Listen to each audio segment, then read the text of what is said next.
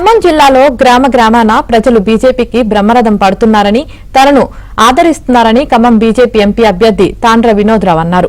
కేంద్రంలో బీజేపీ వరుసగా మూడోసారి అధికారంలోకి రావడం ఖాయమని, మోదీ మూడోసారి ప్రధాని కావడం ఖాయమంటున్న తాండ్ర వినోద్రావుతో మా ప్రతినిధి Sridhar face to face. Party నుంచి పోటీ చేస్తున్న తాండ్ర వినోద్రావు ఇప్పటికే ఖమ్మం పార్లమెంట్ నియోజకవర్గాన్ని 2 సార్లు చుట్టొచ్చారు. ఆయన ఎన్నికల ప్రచారంలో ముందున్నారు. మనతో తాండ్ర వినోద్రావు ఉన్నారు. వారితో ఒకసారి మాట్లాడదాం. ప్రజల నుంచి ఎట్లాంటి రెస్పాన్స్ ఉంది? భారతీయ జనతా పార్టీకి సంబంధించిన రెస్పాన్స్ ఏదో, మిమ్మల్ని ఏ విధంగా ప్రజలు ఆదరిస్తున్నారు?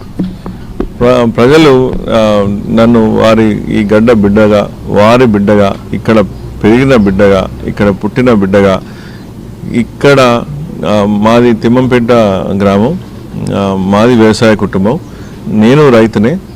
నాకు నా చిన్నప్పటి నుంచి నేను వ్యవసాయంలో పుట్టి పెరిగిన కాబట్టి ఇక్కడ సమస్యలు మన ఇంటి గురించి మనకే బాగా తెలుస్తుంది. నేను ఇక్కడ పుట్టి పెరిగి చదువుకొని ఇక్కడ సమస్యలు తెలుసు, ఇక్కడ అవకాశాలు తెలుసు. కాబట్టి ప్రజలలో ఈరోజు కాంగ్రెస్ లాగా పక్క జిల్లా నుంచి తెచ్చుకొని వారు చేస్తున్నారు. ఇది నేను పక్కా లోకల్ కాబట్టి, వారి బిడ్డను కాబట్టి, నన్ను వారిలో ఒకరిలాగా మనకు అవకాశం వచ్చింది. కాబట్టి మీకు ఉన్న ఎక్స్పోజర్, నేను గత 10 సంవత్సరాల నుంచి 14 సంవత్సరాల నుంచి సోషల్ సర్వీస్లో ఉన్నాను. నేను ట్రైబల్ డెవలప్మెంట్ విషయాలు చూస్తాను, ఉమెన్ ఎంపవర్మెంట్ గురించి పనిచేశాను, స్లమ్ ఎడ్యుకేషన్ గురించి పనిచేశాను, ఆర్గానిక్ అగ్రికల్చర్లో సేంద్రియ వ్యవసాయం మీద నేను ఒక సెంట్రల్ గవర్నమెంట్ ఇన్స్టిట్యూట్కి చైర్మన్ కింద చేసిన. మీరు ఎన్నికల ప్రచారానికి గిరిజన గ్రామాల నుంచి పట్టణాల వరకు కూడా వాళ్ళు ఎటువంటి సమస్యలు చెప్తారు మీ దృష్టికి?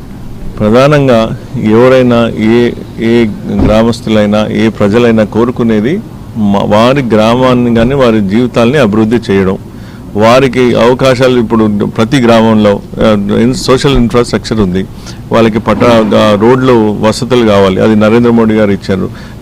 నీటి ఎద్దడి ఉంది, అది నరేంద్ర మోడీ గారు ఇవ్వాలని వారు ఆకాంక్షిస్తున్నారు.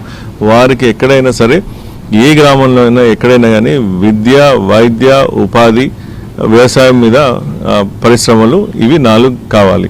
ఇక్కడ విద్య లేదు, ఒక హాస్పిటల్ లేదు, ఒక మేజర్ ఇప్పుడు గిరిజన ప్రాంతాల్లో మొబైల్ యూనిట్స్, దేశం 5వ ఆర్థిక వ్యవస్థ నుంచి 3వ ఆర్థిక వ్యవస్థకు పోతున్నప్పుడు దేశం అనేది ప్రపంచంలోనే ఒక మంచి దేశం కింద అవుతుంది.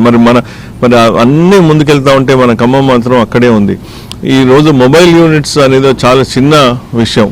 కేంద్రంలో మీరు పర్మిషన్ తీసుకొని వారు గ్రాంట్స్ చాలా ఉన్నాయి. ఇది ఏజెన్సీ ఏరియా, పుష్కలంగా ఫండ్స్ ఉన్నాయి. మరి ఎన్ని మొబైల్ మెడికల్ యూనిట్స్ తిప్పుతున్నారు?